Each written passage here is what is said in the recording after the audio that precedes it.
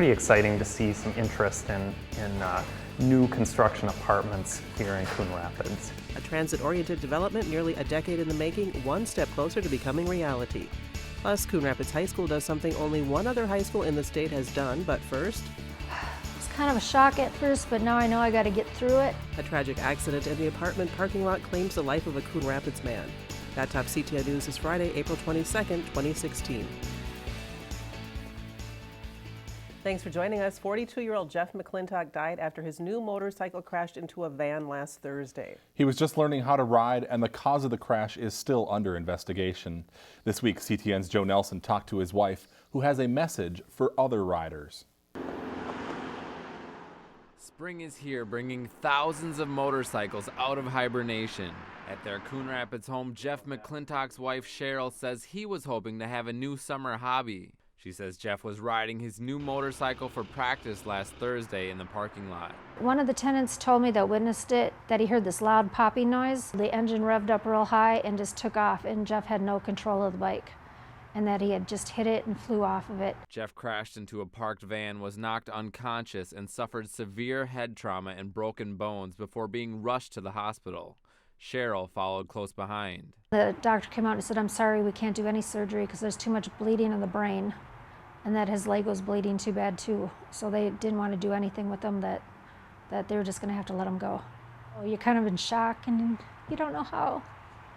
You don't know how to really react. Cheryl says she believes a throttle cable problem may have contributed to the crash that took his life.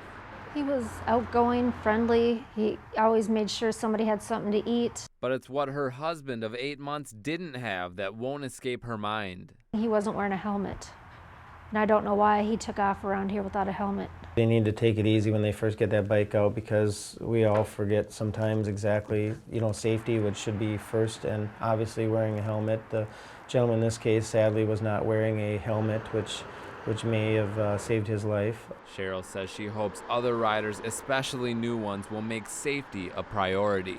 I would hope they would see the importance of wearing that helmet and the leather jacket or whatever to protect you, because this can happen to anyone. We reached out to the Harley-Davidson dealership in Blaine, which had no comment on the incident. Jeff, who donated his organs, had no life insurance. A GoFundMe page has been set up to help his family with expenses. We have a link on our website, ctncoonrapids.com. Stephen, Karen? What a sad story. Yeah, hopefully more people will learn to drive safe. Mm-hmm. Thanks, you, Joe. Thanks. A traffic crash in South Dakota late last week left another Coon Rapids man dead and his 2 daughters badly injured. The crash happened around 8:30 last Friday night on Highway 42 near Sioux Falls. Authorities say a car crossed the center line, striking a vehicle driven by 39-year-old Lee Waltner head-on. He was pronounced dead at the scene.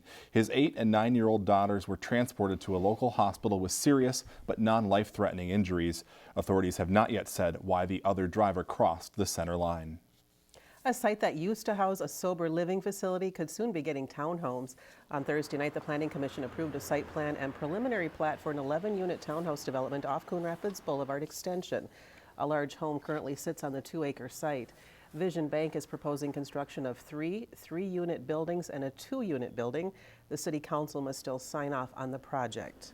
It's been a long time coming, nearly a decade to be exact. But development could soon occur on the vacant land adjacent to the Riverdale North Star commuter rail station.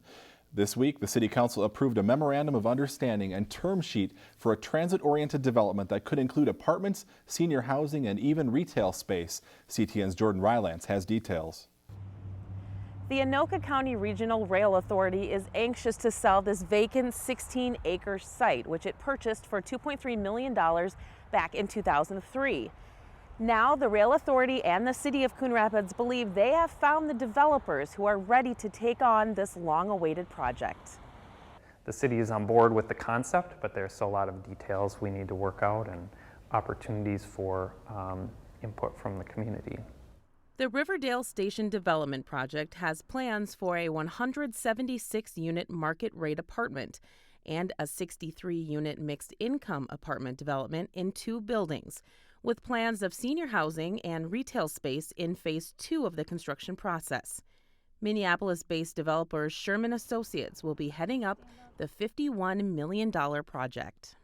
Most of the project will be funded by a combination of private equity, federal tax credits, a Metropolitan Council grant, and then a small amount of it would also come in the form of tax increment financing from the city.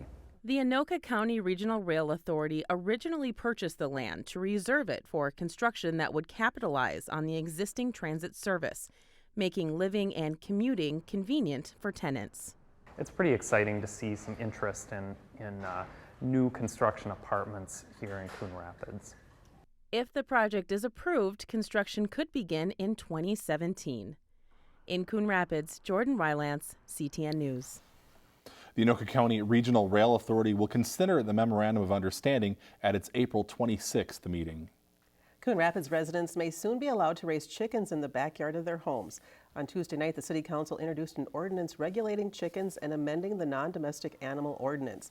Under the proposal, homeowners would be allowed a maximum of 4 chickens. No roosters are allowed, and there are many other rules that go along with the proposed ordinance. The council is expected to take a formal vote at its May 3rd meeting. The public will be allowed to speak on the issue. Coon Rapids High School has become just the second high school in the state to become heart safe. On Wednesday morning, around 1,200 freshmen and seniors received hands-on CPR training as well as training on how to use an AED. First responders from more than a half dozen local departments were on hand to help teach the students. Current sophomores and juniors were trained last spring, which means the entire student body is now trained and able to recognize the signs and symptoms of sudden cardiac arrest. A Coon Rapids High School staff member is being honored for establishing a highly successful biomedical sciences program in area schools. Last week, Leah Sams, pictured in the middle here, accepted one of 4 Anoka County Public Health Awards. She was nominated for the award by Principal Annette Ziegler. The program gives students hands-on learning experience with Mercy Hospital at Medtronic and allows them to earn college credits. The Coon Rapids Senior Center honored their volunteers this week. Senior Services Program Specialist Chris Niebler and her assistant Cindy Olson kicked things off with a skit of an airport security checkpoint.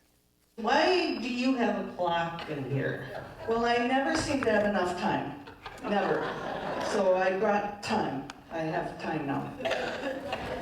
All right. You want to explain why you have bones in your suitcase? Because I work my hands to the bone.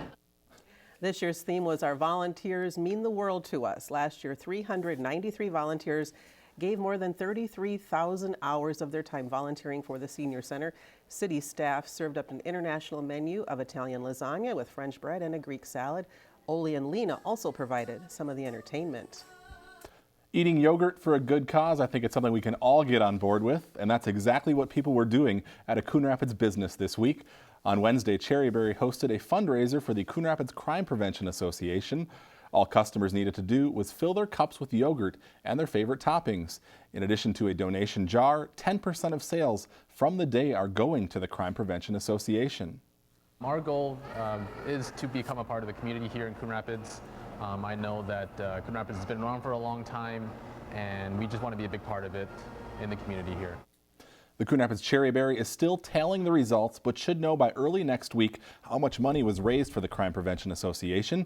This was their very first fundraiser, and they hope to do more in the future.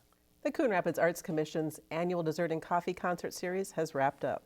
In the summertime when the weather is high, you can stretch right out and touch the sky. The Bill and Tom Show closed things out at the Coon Rapids Civic Center last Thursday night. The guitar-piano duo has been playing clubs and private events in Minnesota for a decade. The annual Dessert and Coffee concert series consists of 4 performances each year. The Arts Commission has released the lineup for the summer's Thursday Nights Live concert series at the Coon Rapids Dam. On June 9th, it's TC Cats taking the stage. June 16th, it's the Naked Cowboys performing. June 23rd, it's the Centennial Community Band.